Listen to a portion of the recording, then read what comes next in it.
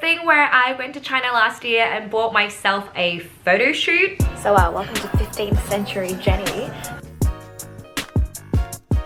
It sounds really narcissistic, but I did buy it for myself, but I also wanted them for like acting headshots because we got to wear traditional Chinese clothing and I thought that would be a nice addition to my modern headshots. Also, if you have a Chinese mom, I bet you at least 3 times in your life she has nagged you to go back to the motherland and get one of these photo sessions done, because the outfits and then the clothing that is available and the sets, it is absolutely insane. So these photo studios, there are plenty of them in China. A lot of people go there for wedding shoots. You get to try on like 10 princess gowns. It's insane. And they can make like every set for you. You could be in Milan, you could be in Paris with the Eiffel Tower outside your window. Who really knows? People take like friendship photo shoots. You can get some with your puppies or cats. You can even get Vogue style front cover shoots. So I chose this traditional one. I never really intended on sharing these photos with everyone. I kind of just took it as like my own little collection and just vlogged it along the way so I can remember it and show my mom. But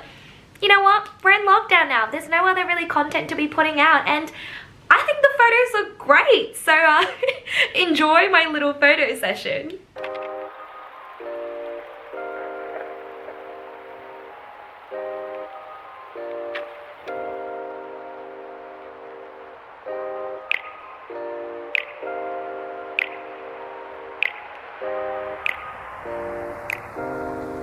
Today I'm at a photo studio called Zhou Photos, and I'm gonna take some like traditional Chinese photos of myself because I've always wanted to do so, and like when am I ever gonna get a chance to wear something like this and take some photos? I want to do that, and B, also because for acting photos as well, just to give them an impression, just to show them that I can look like this as well, because I got a few comments in LA and in Melbourne sometimes that I don't look Chinese enough or I don't look Asian enough, and when I was trying to act here, my agent said I couldn't do guzhongxu because I looked too modern and I didn't look olden day enough. So I wanted to prove them wrong, or just show them that I can and get some photos and attach that to my portfolio, so next time they're like, we want some really olden school Chinese looking show, like I don't know, like Marco Polo or something, I can send a photo of me looking like this. Also, this is all fake hair. I just went to pee and it was the hardest thing ever because I had to hold all this fabric and then my hair was like everywhere, so I had to hold a bunch of hair and a whole bunch of fabric and somehow pee as well. So this is the first look. I forgot what the Chinese word for it is, but it's not like the typical like princess olden school with like the big headpiece.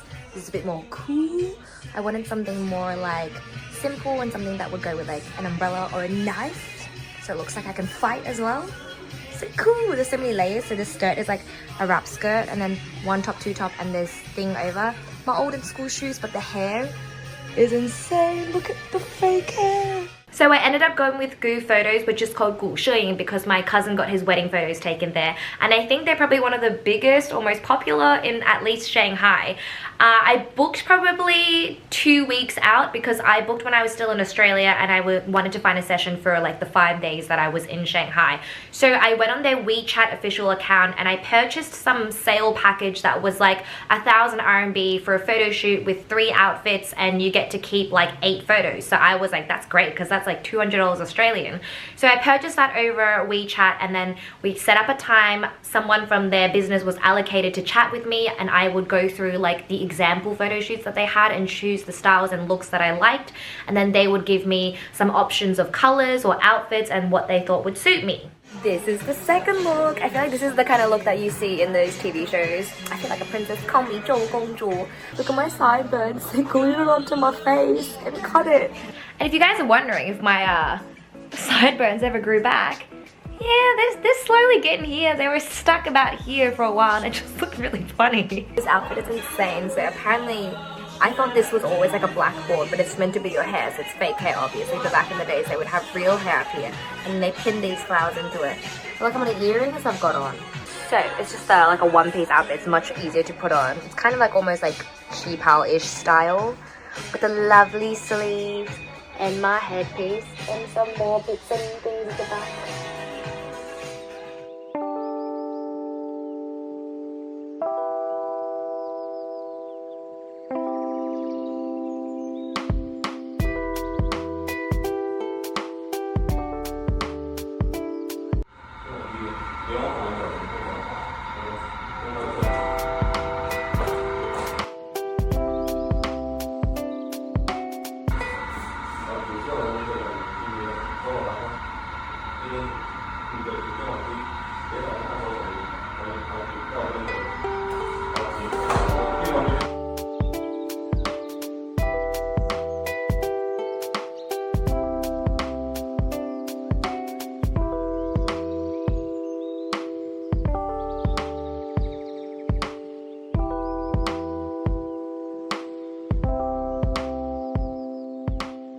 so stressed.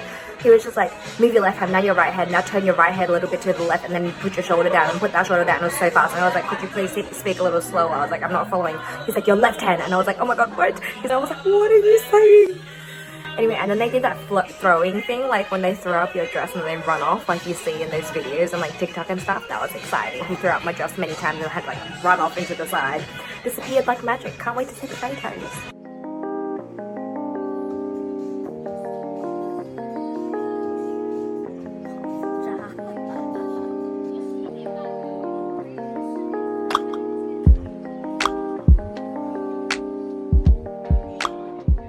Gosh, 7 hours later and we are done. It is 5 p.m. I got here at 9:50. My hair is forever glued like this, but it was so cool seeing how they did this hairstyle because I've always wanted to have this hairstyle, but I thought it was impossible for my hair type. But yeah, I can't wait to see the photos. We're going on Monday to pick and choose some, and I'll let you know and show you how they go.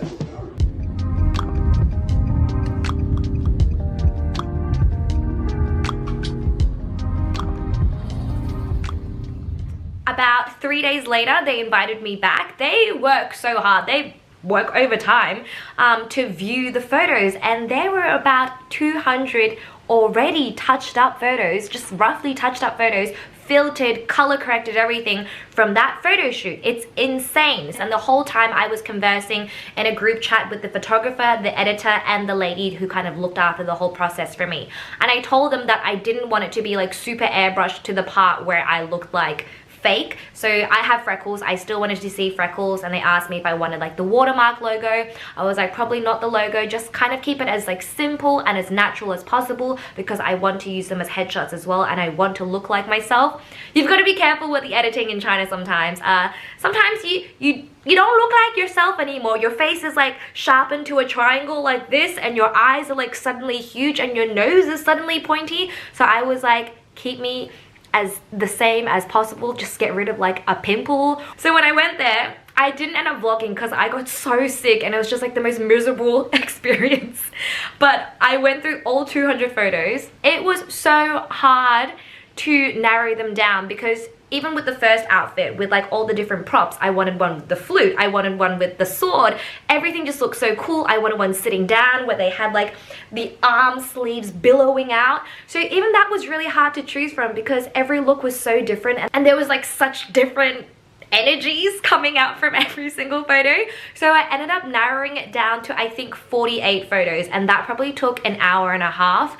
So obviously the original package I purchased had like 8 to 10 photos, and I had to purchase a lot more. So I ended up spending an extra 3,000 RMB, which is like $600, but I got like an extra 40 photos. So compared to maybe Western photo shoots, it's still quite cheap, and you get all the digital copies as well. So they did try to upsell me so much. They were like, you get to keep all 200 photos and we'll throw in a print. And I was like, I don't need this. I just want the electronic copies. So you do have to be firm. Be like, I only want these 48 photos. I do not want 2 big canvases of my face. I do not want an album. So we ended up going from like 7,000 down to 3,000. They were like, oh, we're gonna gift you this beautiful photo album with all your prints in it anyway, and it's gonna be like leather binded. And I was like, I don't want it. And then she was like, it's free. I'm pretty sure it wasn't free and I still paid for it, but still, good deal nonetheless. So basically after the finer tuning and the touching up, like some photos had like lines of poems on it or like a big word that I just wanted to get rid of,